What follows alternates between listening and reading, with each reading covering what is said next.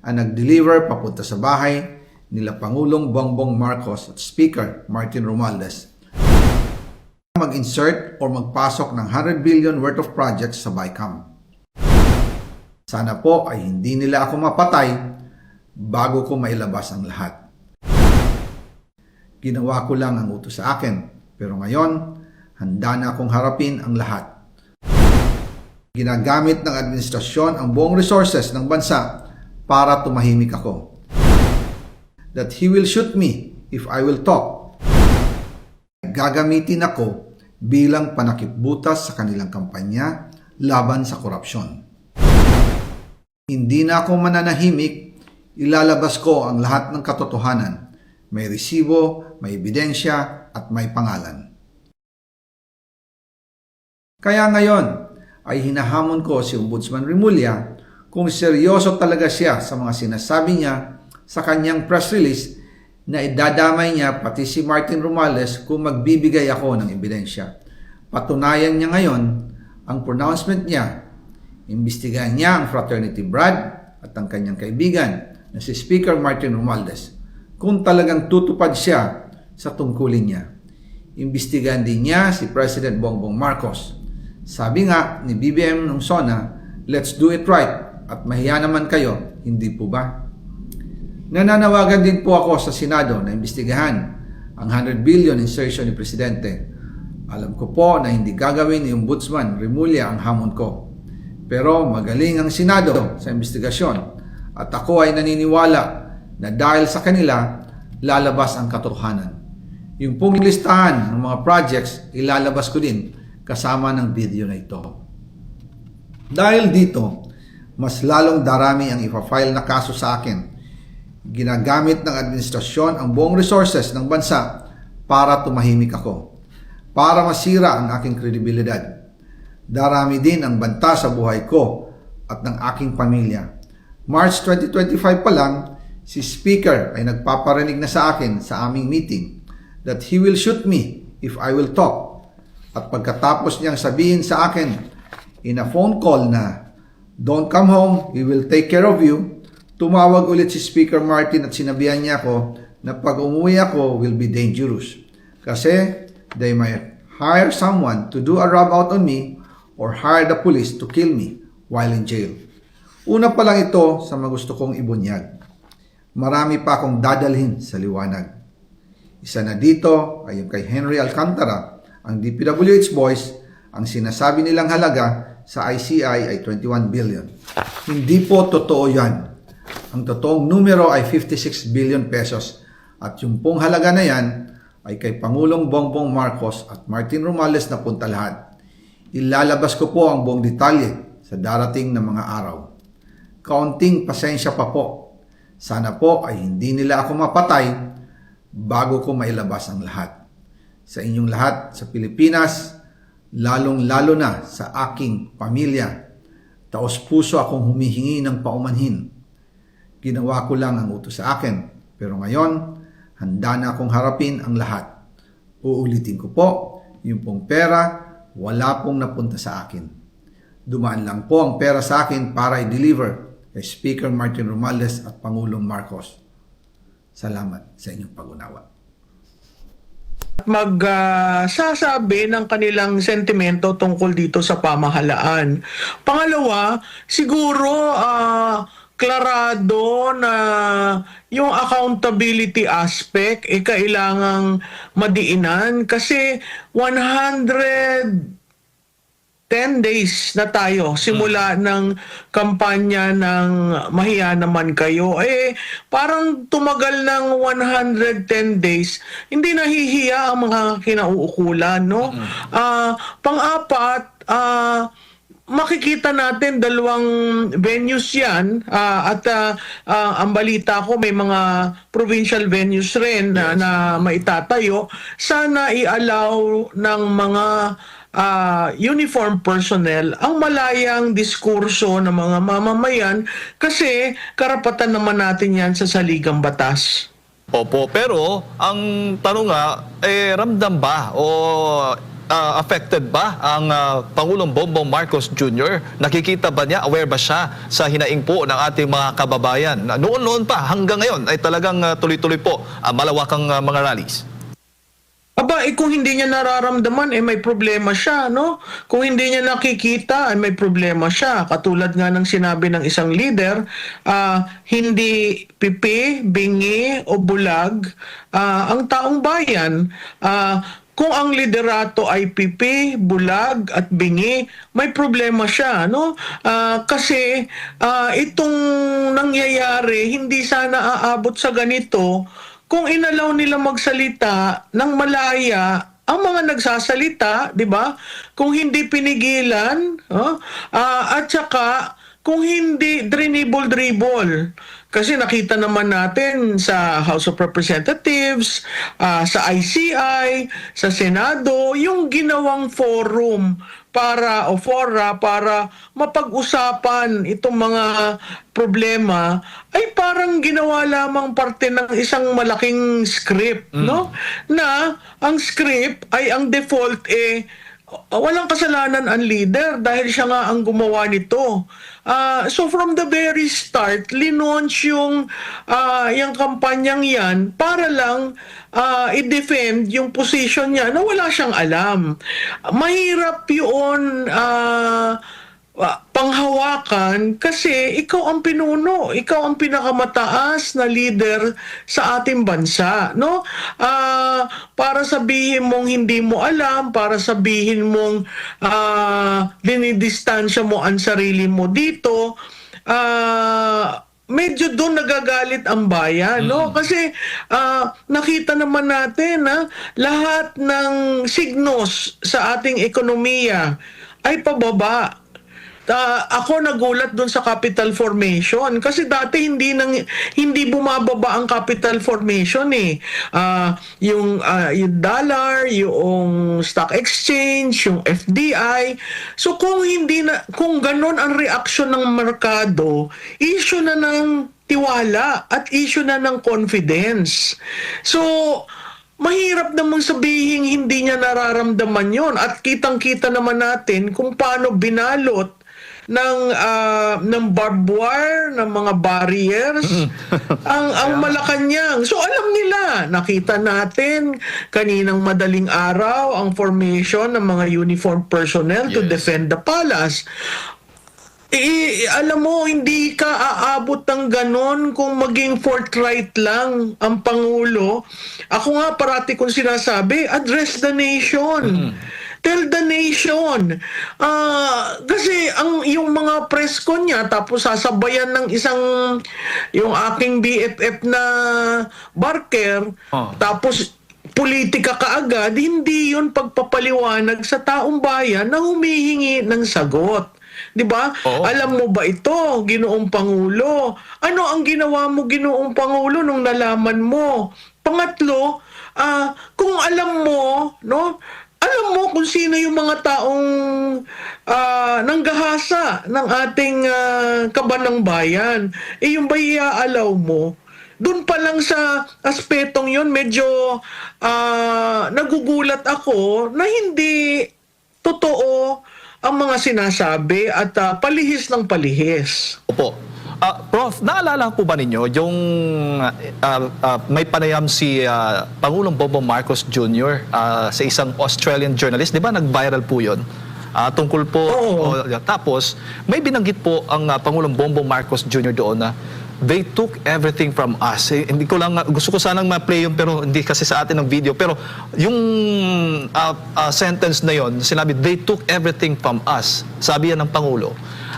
Para ho ba sa inyo ang nangyayari ngayon parang paghihiganti na ginagawa po niya laban sa mga Pilipino at laban sa gobyerno dahil kung naalala natin noon bago siya tumakbo talagang kinukundina siya at marami po ang nagagalit sa kanya dahil po sa mga ginawa ng kanyang ama. Alam mo, napakinggan ko yan. Yan yung interview na tinanong nung host na bakit ka natatawa, di ba? Yes. Ang akin lang, akala natin naman kaya siya tumakbo ay para redemption ng pangalan ng tatay niya. Pero at the back of the the minds of our people, meron na ring nabubuong sentimento na bakit yung huling 3 taon, ganito ang nangyayari sa atin. Ito ba ay paghihigante sa ginawa ng mga Pilipino sa tatay niya? Hindi dapat maging ganun eh. Kasi binigyan siya ng mandato ng tao, 'di ba? Babalik ulit tayo dun sa usapan na yung tinatawag sa demokrasya, may social contract tayo. Lahat tayo lahat tayo may karapatan. Binigay natin yung ilan sa ating karapatan sa estado para mamahala sa ating pamumuhay. May karapatan rin naman ang taong bayan na alsin yung mandato, lalong-lalo na kung 3 taon na ganito ang nangyayari sa ating bayan. Yes. Yung sinabi niyang they got everything from us. Yes, yes. Wala ho tayong magagawa doon. Oo, nakuha. Pero kung titingnan natin ang kasaysayan, ilan ba talaga ang nakuha? Di ba kung titingnan mo ang PCGG, ang record ng PCGG has not been sterling. Meron silang utang sa BIR na hindi binabayaran. 'Di ba? Ano ang nakuha? Ang nakuha lamang ng taong bayan ay inalis yung mandato sa kanyang ama. Yun eh. Yun yung EDSA 1. It's the story of the people reclaiming their right over the mandate that they have given to the leader. Ngayon, kung itong 3 taon ay paghihiganti, sana naman hindi nagkaganon. Kasi nanalo siya sa eleksyon. Yes. Diba? Yun eh. Kung hindi nasabi ng maayos ng taong bayan na ikaw ay aming what do you call this? We have forgiven you. Hindi pa ba enough yung nanalo ka ng 31 million? Hindi ba dapat ilagay niya sa isip niya, napakalaking mandato yun? Okay? Para sa isang tao na 36 years ago ay inalis ng tao, ng mamamayang Pilipino at napunta sa kung saang lugar. Hindi natin kagustuhan na madala siya sa Hawaii. Exactly. Hindi natin yon. May nag-intervene eh. 'Di ba? So, kung ang rason mo kaya ka tumatakbo ay para maghiganti, mali naman 'yon. Pero nakikita natin itong huling 3 taon, parang gano'n ang nangyayari. Bakit mo gagahasain ang kaban ng bayan? 'Di ba? Bakit hindi mo yung realidad na ilagay mo diyan ang 20 billion? Di ba napakalaki yun? O kukuha ako ng 25 billion nakita. Saan mo yan gagamitin? Hindi ba dapat ang panunungkulan ay para sa Pilipino? Hindi para sa bulsa? Po. Yun ang nakakatindig balahibo eh. Kasi parang nawala siya. I mean, Mr. Marcos is a man of history. He knows, he loves history. So bakit ganito ang nangyari sa atin ng 3 taon? Yes po. At siguro ang tanong ng bayan, kakayanin pa ba natin ng another 3 years? Ang sakot ng ekonomiya, hindi. Hindi natin kakayanin. Bagsak ang ating ekonomiya. Anong aasahan natin sa 4th quarter? Ang ordinaryong tao, kung titingnan mo, hindi masaya ang Pasko. Yes, yes. I mean, pag nakita mo yung mga simbolo ng kulturang Pilipino sa Pasko, oo, may mga nagsasabit ng mga, pero pag pumunta ka sa mga malls, empty. Ang meron yung sa pagkain, doon na lang yung nagsasaya yung salo-salo ang pamilya, pero yung pamimili ng regalo, hindi mo yun nararamdaman. Sa groceries, karamihan sa palengke kasi mas mura, no? So, makikita mo yung adaptation na ginagawa ng mga Pilipino, ng pamilyang Pilipino, nakakasakit kasi hindi naman ito ang ating kagustuhan. Yes. Ang akala nga, Prof, ng mga kababayan natin, ng pananaw mismo nila na noong 2022 nang maging presidente itong si Pangulong Bongbong Marcos Jr.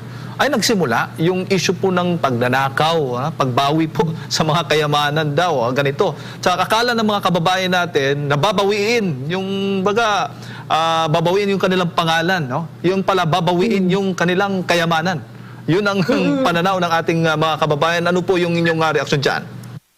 Oo, again, ako nalulungkot doon sa nangyaring yun, no? Kasi patuloy na ginagamit ang ahensya ng pamahalaan para manggipit sa negosyante, para manggipit sa kritiko, para manggipit sa lahat na interes na gusto nila. Marami kasing nangyayari na hindi naman natin naisasiwalat sa publiko dahil may takot, no? Dahil nakita mo naman kung paano ginamit ang makinarya ng pamahalaan para gipitin at sikilin ang mga kritiko nito o ang mga negosyante na nagtatanong lamang, ano ba ang nangyari? Bakit tayo nagkaganito? So, again, babalik ulit tayo dun sa sana maging respetuhin niya ang Pilipino at sana maging prangka siya. Kasi lahat naman tayo nandito sa iisang barko. Wala sa atin tatalo ng yung mga tayo, mga residente. Ang tatalo yung may mga kaya. 'Di ba na may pera, aalis sa bansa, pupunta sa ibang lugar. Samantalang tayong mga ordinaryong Pilipino na andito tayo for the good times and the bad times, and kailangan nating sagutin ng maayos at hindi natin kailangan patagalin pa dahil kawawa ang bansa. Correct. Exactly, Prof. Actually, yan talaga eh. Ang inaasahan kasi, Prof, ng ating mga kababayan, kaya siya binoto, is yung babawiin niya ang pangalan, yung pagkakamali na nagawa ng kanyang ama. Everybody thought that was the reason, yung reason ng pagbawi. Pero tila parang hindi ganun ang linyada. Dahil ang pagbawi ay lumalabas, Prof. Hindi naman tayo humuhusga agad, pero dahil sa nilalabas na pattern ng ating pamahalaan, yung pagbawi sa pera dahil corruption na nangyayari sunod-sunod. Ang pinakamasaklap pa nun ay ipinunto siya ng isa sa kanyang mga kasamahan dyan. At isa nga... Yes, Prof. Tama ka doon, no? Yung pagbawi ng pera, kasi naging pera lahat eh. Di ba ako ini-expect ko yung day one, sisipagan ko, pakikita ko sa mga kababayan ko, mahal ko kayo, aayusin natin ang bansa natin. Ang dami, pero lahat promiso. Kaya nga nakuha yung word na budol eh. 'Di ba? Iyon ay reaksyon ng tao, hindi naman humuhusga dahil isa ako doon sa maaga nagsabi hindi kita nararamdaman. At to a certain degree, yung ngayon nga ang tawag na tone deaf, 'di ba? So, yung i-define mo ang administrasyon mo na pera at walang serbisyo. Tingnan na lang natin yung infrastructure. 'Di ba? Hindi naman tayo ang nakaalam na may 5,500 flood control projects completed. Yes. That's right. Siya ang nag-announce, 'di ba? Oh. Pero alam mo ang kagandahan dito sa inyong dalawa, no? Ang kalikasan, ang Diyos, di ba nagpapakatotoo sa lahat ng mga aligasyon. Kaya ikaw, makikita mo, mahal ba niya ang Pilipino? Naglindol. Parang functus officius lang eh. Parang pupunta lang siya doon, kailangan kong magtingin-tingin, magturo-turo. Pero yung caring for the Filipino, yun ang hindi nararamdaman. Kaya nga, parating sinasabi, ano ba naman yan? Tone deaf. Kaya ako, hindi ko alam kung talagang na-internalize niya ano ang pagiging Pangulo. Kasi certainly, hindi natin yun nakikita. At ito ay ehemplo na yung GAA 2025, hindi pa nga nagro-rule ang Supreme Court. Kita natin nagbe-breakdown na dahil dito sa sinabi ni dating Congressman Saldico. yun naman ay kasamahan nila. Hindi ko maintindihan bakit ngayon ang explanation DDS daw si Saldico. Yun naman pwede nilang pabalikin. Kaya nga ang call natin noon, cancelin ang passport na makabalik. Hindi nila ginawa yun. Ngayon nagsasalita, hindi sila magkaintindi. Kasi, imaginein mo, anong ilalabas ng ICI? Ilang oras nag-testify doon si speaker? Diba? Oo. Buti na lang hindi nila ginawang public. Kasi Closed door. matatandaan natin, di ba? Tapos ngayon may ganito yung kay Saldico. Ang akin lang doon kay Saldico, itigil na yung part 1, part 2. 'Di ba? Kasi naaanig ang ating bansa, lalo na ang ekonomiya. Napakahirap na ang ekonomiya natin ay pulutin natin sa lupa. Kaya nga nung, di ba pagkasalita niya, Friday nagsalita yung unang part 1, ay nako, ang ating stock exchange ay talagang bumulusok pababa. So, ano ang gagawin natin?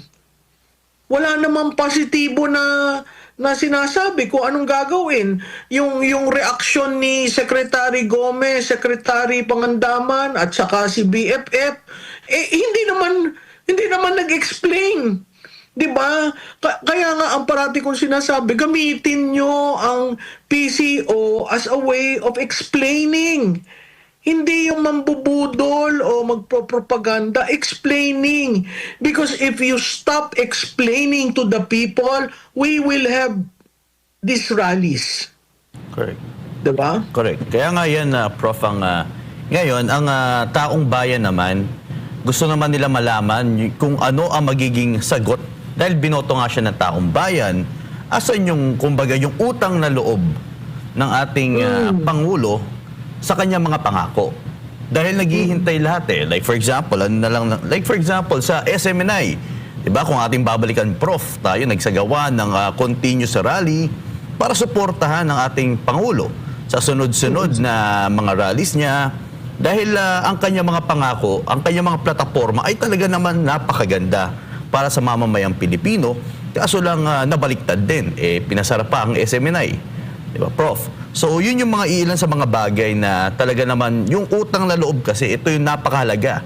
Kaya nga kung ating babalikan din, Prof, syempre, napakalaking bagay yung pagpapalibing kay former President, sa dating former President Marcos Sr., yung kanyang ama, ginawa ito ni former President Rodrigo Duterte na yung paggawa niya sa pagpapalibing ng kanyang ama ni Marcos Jr. ay talaga naman maraming kinamuhian si President Duterte dahil sa ginawa niya, dahil daw magnanakaw si Marcos Sr. Pero ginawa niya pa rin yun.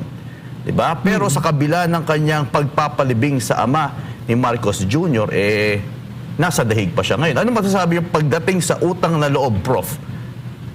Well, alam mo, Jade, yung utang na loob, makikita, alam mo, pwede tayong gumawa ng listahan na mga bagay na makikita natin na talagang they don't value word of honor, they don't value yung utang na loob, kasi ang dami sa 3 taon na makikita natin na pag nagamit ka na, okay na.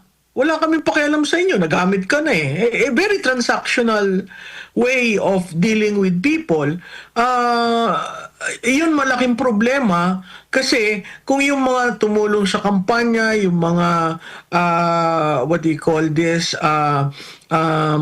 tumutulong sa kanya para mag-reach out sa mga tao, tumutulong sa kanya para i-explain kung ano ang programa, ay hindi na lang basta pinasasalamatan o linilingon. Talaga magkakaroon ka ng problema. Perfect yung example na sinabi mo, yung paglilibing, di ba? At saka isama na dyan yung desisyon ng dating Pangulo na hindi na ikulong si First Lady, Imelda Marcos, di ba? Dahil sa katandaan. So, yun hindi naiisip hindi ko maintindihan kung anong si Mr. Marcos has a worldview. Kasi nag-aaral siya abroad, tumira sa abroad, di ba? Yung 36 years ng after EDSA na andyan sila. Pero yung worldview na yun, hindi mo nakikita sa leader ngayon.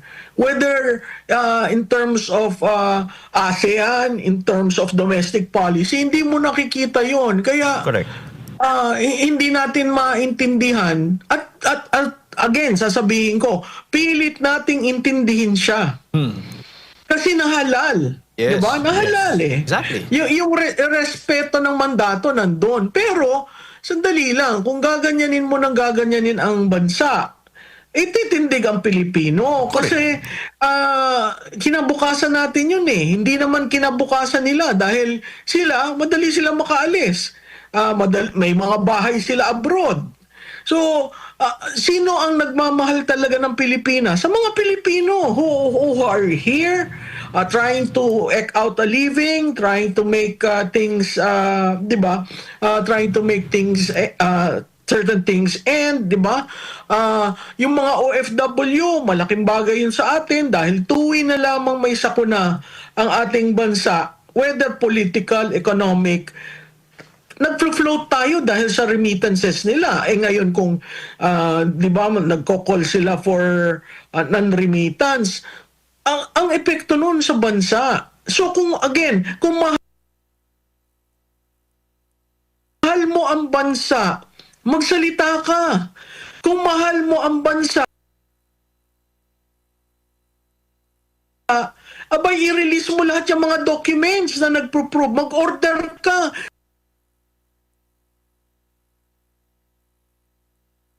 Sasabihin niya, ay hindi, ibang branch yun. Paano ibang branch? Sa Pilipinas, nakita naman natin yung dynastic rule, di ba? Magkakawing-kawing. Ay, andali mo namang tawagin ng LEDAC at sabihin na, I want all these documents on the GAA 2025 release. Hanggang ngayon, wala tayong nakikitang Yes. documents released. Yes, correct, Prof. Mabanggit ko lang, makikita natin sa video, no?